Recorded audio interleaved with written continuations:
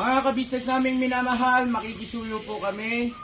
Naglalambing po kami sa inyo. Kung maaari po sana ay pakisuportahan natin Analisa Reality Vlog. Analisa Reality Vlog. Hello mga kababayan, kumusta po kayo? Magandang buhay. Maupay nga aga mga waray nun. Nandito po ulit ako sa inyo. Magbibigay ng aking reaction. And syempre, welcome po sa aking YouTube channel, Analisa Reality Vlog. Bago ako mag-proceed, gusto ko magpasalamat. So isa shoutout ko po yung nakita ko kanina na mga nag-react, nag-comment doon sa aking mga reaction videos. So meron po akong listahan. Please correct me if I'm wrong sa pag-pronounce ng mga pangalan ninyo. So shout out po kay Kabayan Aurelia Pinuliar from Nevada, USA. Maraming salamat po, nakarating sa inyo ang aking ginawang reaction video. Ingat po kayo riyan. At saka kay Kabayan Teresita Gallardo from Oman MCT. Nasa Oman po siya. Kabayan, ingat po kayo riyan. Isabella's TV, shout out po. Siyempre, kay Ate Marilyn, Nicor Samiliano, Ralph, Ate, ingat po kayo dyan palagi. Garden Hood, Kabayan, thank you. All in White, Ralph, Mix TV, shoutout Kabayan. Jeros Flores, Mix TV Vlog, shoutout po. And Delilah Bituka, Kabayan, shoutout, ingat po, thank you sa support.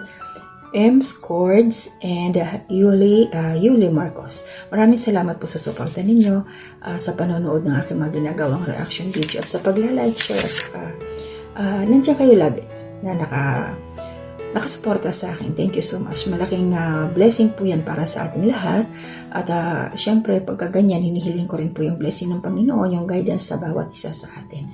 So happy lamang po, positive thinking lang tayo palagi. At ngayon, ito na po, magbibigay lang po ako ng aking sariling opinion, sariling reaction po dito sa mga nangyayari sa ating kapaligiran dito sa YouTube channel. So, alam niyo naman po na isa ako sa reactor ng Ka-Business Official, Papa Dins TV, Ka-Business Family, at saka, and then, suportahan na rin po natin sila, kasama na sila Young Russell, Thinking Body, at saka yung mga kasamahan ko pa po mga reactors dito sa Ka-Business Official. At ngayon, ito magre-react lang ako tungkol dito sa nabasa ko about sa post ni Clarissa na magbabayad daw siya ng 40K kay Papa Dins. So, para po doon sa mga baguhan lang sa channel niya, yung mga hindi nakakaalam. So, panoorin nyo po yung video po na upload dito. Ilalagay ko po yung link para hindi po kayo maligaw kung ano po talaga ang nangyari. Basta nandoon po lahat kasi mahirap po yung kung ano lang yung nakikita natin dyan, nababasa, maniniwala na ho tayo. So yung katotohanan po ay mapapanood ninyo. Ilalagay ko yung link sa description ko mamaya pag ako ay nag-upload na. So para sa akin dito sa nangyari, hindi po naniningil si Papa Dins doon sa 40,000. Saan nga po nangyari? Saan po nagamit ang 40,000? So, yun po yung time na umuwi ito si Kabayan Clarissa at ang nag-shoulder po ng kanyang ticket ay ang Ka-Business Family at Ka-Business Official. Sila po ang bumili ng ticket, balikan. So, hindi naman sinabi na utang yun ni Clarissa. Kaya Clarissa, wala kang dapat intindihin, wala kang dapat bayaran, wala kang dapat ibalik. Kasi sa pagkakakilala ko, sa panonood ko sa Ka-Business Official, once na ibinigay na nila pera man o bagay, hindi na nila ito sinisingil, hindi na nila ito binabawi. Yun ang pagkakakilala ko sa kanila. Bakit ko sinabi? Tingnan natin sila Jonathan. Diba sila Jonathan umalis ng sa inuupahan nila Mr. Ka-Business para sa kanila, din lumipat na sila sa kabilang bahay, si Jonathan ang babayad. So ang ibig kong sabihin dito, lahat ng mga ibinigay nila doon kila Jonathan, yung kama, lahat-lahat mga gamit sa kusina, ibinigay na yun, so hindi na binawi. So yung para sa'yo Clarissa, yung binilhan ka ng ticket, hindi na nila babawiin yun sa'yo. Kasi para sa akin nung time na yun, sobrang masaya sila.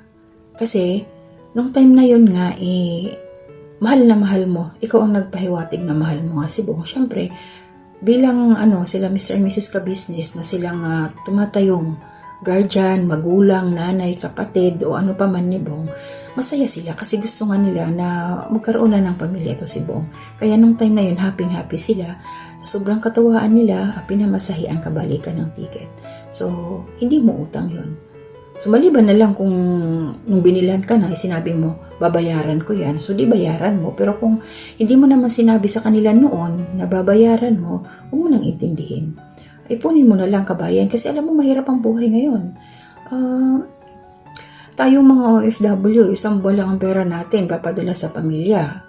Ubus na yan, panibagong budget na naman. Diba? So makaipon man tayo, mga 2 buwan, 3 buwan na nasa Pilipinas na tayo, nga na, ubus na. Magpakatotoo tayo kabayan. Huwag tayo masyadong mapagmataas. Kasi yun ang katotohanan. Yun talaga, totoo yun. Uuwi tayo may baong pera. Minsan nga, wala eh. Ubus ang sahod. Uuwi ka doon, nga na talaga. Diba? So, ano na lang. Huwag ka nang hindi ka naman sinisingil eh. Hindi naniningil si Papa din sa'yo. Huwag mo nang lituhin yung mga nakasubscribe sa'yo, yung mga baguhan lang kasi hindi nila alam yung kwento. So, para sa mga baguhan po, na subscriber doon ni Clarissa, panoorin niyo po yung mga video sa Ka-Business Official kasi nandoon po lahat yung katotohanan. Huwag po kayong magpapaligaw, huwag po kayo basta-basta maniniwala. Kasi pag kayo'y naniniwala, para kayong alam niyo yung may kasabihan tayo, yung taong naniniwala agad basta-basta. Alam mo yung bulbul sa ilong na kung saan mo hinila, susunod lang. Huwag tayong ganon. So, alamin muna natin yung katotohanan. Kasi yung inilabas dito ng Ka-Business Official ay katotohanan lang. Kung nakapagsalita man sila ng ganun, dahil yun ang totoo. Dahil napuno na sila. So naglabas lang sila ng totoo. At ang katotohanan po, doon sa post ni Clarissa na 40,000, hindi po siya sinisingil ni Papa Dins TV. Wala pong paniningil na ganun. Kaya huwag ko kayo talagang maniniwala at basta-basta. Alamin niyo po, ilalagay ko yung description dito. Para hindi rin kayo magkasala kung sakasakali man.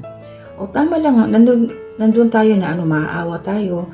Pero sa sitwasyon kasi ngayon, parang naghahanap din siya ng simpatya sa ibang tao, sa mga nanonood sa kanya ng mga baguhan. Pero lang, dapat yung katotohanan lang talaga tayo. Huwag tayong manliling lang ng kapwa. Kasi pag nakapanling lang tayo, di kawawa naman yung nabudol. Kawawa naman yung na-prank, kung prank man yun. Pero para sa akin, pag naniwala ka sa isang bagay na hindi mo pa alam talaga kung ano yung totoo, budol yun. Kaya ingat po tayo. Huwag basta-basta maniniwala. Natural lang. Maawa tayo sa isang tao, natural lang. Dadamayan natin siya sa naging problema niya. Pero pangaralan natin. Huwag natin konsentihin yung mali na nagawa. Matuto rin tayo magpakumbaba. Ganun lang yun. Panindigan natin yung tama. Kung nagkamali, yung muko. Humingi ng sorry kung nagkamali tayo. Kasi wala namang perpektong tao sa mundo. Walang perpekto. Kaya lang yan.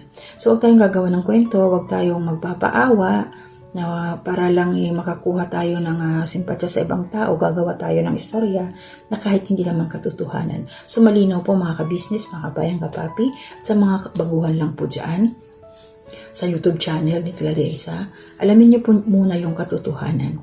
Huwag po kayo basta-basta magko-comment o maniniwala lang. Na kung ano lang yung nabasa ninyo, ay yun na yun. Mayroon pong source yan at makikita nyo po lahat sa Ka-Business Official. Oo, may mga pagkukulang, may mga pagkakamali din sila, pero sila po ay natutong magpakumbaba. Yun lang po. Marunong po silang magpakumbaba. Nag-sorry sa mga nangyari. Kasi alam din nila kung saan sila nagkamali. Kaya ayun. So, sa mga ganitong bagay, minsan talaga dumarating tayo sa punto na yung bugso ng damdamin, na yung kumbaga, kinakailangan na ng pagkakataon. Kaya nakakapagsalita tayo minsan ng mga totoo lang naman. Kasi masakit talaga ang katotohanan. Yun. Masakit ang katotohanan. Pero once na naibulalas mo na yung katotohanan, magaan na yan sa loob. Yun ang alam ko. Kasi yun ang nararamdaman ko din. Mahirap magsinungaling Mahirap gumawa ng kwento. Kasi kung totoo lahat ang sasabihin mo, baliktarin man ang mundo, yun at yun pa rin ang sasabihin mo. Kasi pag nagsinungaling ka, mahirapan ka pang magsabi kung ano isusunod mong tawag dito, kumbaga script para sa pagsisinungaling mo. Mahirap yun. So pagkat nasa side ka ng katotohanan, lahat sasabihin mo, walang pagbabago. Baguhin man yung tanong sa'yo, yun pa rin ang isasagot mo, yung katotohanan pa rin. Kaya,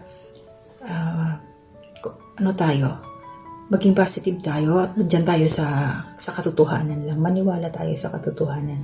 So hanggang dito na muna ang aking reaction video. Nilinaw ko lang po na ikaw, Clarissa, wala kang babayarang utang. Huwag mong pahirapan ang sarili mo. Huwag mong ikaw lang ang nagpapahirap sa sarili mo. Ikaw ang gumagawa. Yan. Okay?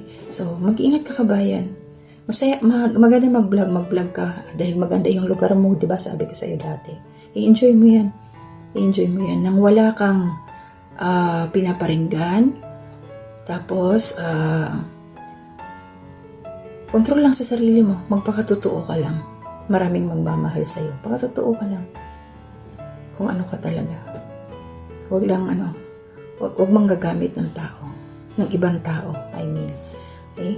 So hanggang dito na muna mga kabisnes. Maliwanag na po sa atin lahat yung mga ganong bagay na wala kong utang si Clarissa na kailangan bayaran sa kabisnes family. So gabayan po tayong lahat ni Lord. Ingat po tayo kahit man saan magpunta. Saka lagi kong sinasabi, magdasal.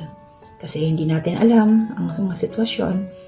Maiksi lang ang buhay. Kaya laging mag-iingat. Sa dasal, mapoproteksyonan tayo ng ating Panginoon. So maraming salamat po. Hanggang sa muli na aking mga gagawing reaction video. Salamat po sa suporta ninyo.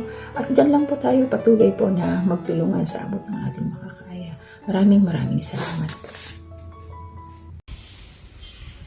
Mga kabisnes naming minamahal, makikisuyo po kami. Naglalambing po kami sa inyo. Kung maaari po sana ay pakisuportahan natin Taong Gala. Pakisuportahan po natin Taong Gala. Annalisa Reality Vlog. Annalisa Reality Vlog. Anime Reactors TV. Anime Reactors TV. Alminda Cariaga Mix Vlog. Almenda Cariaga Mix Vlog. Ma'am Fleurs Channel. Ma'am Fleurs Channel. Densyak TV. Densyak TV. PLC Katangay Vlog. PLC Katangay Vlog. Kalingap Turak. Kalingap Turak. Alright? Alright. Bira. Bira. May notebook pa talaga. Ang galing. Alright? Alright. Ang galing. Ang galing. Support po natin mga kabisnes naming minamahal. Nagpaalam po sila. At ayan, mga reactors po yung karamihan dyan. At ito naman si Densyak TV ay solid ka business po yan na nasa abroad. At sponsor din po natin. No? Thank you so much po. God bless sa ating lahat.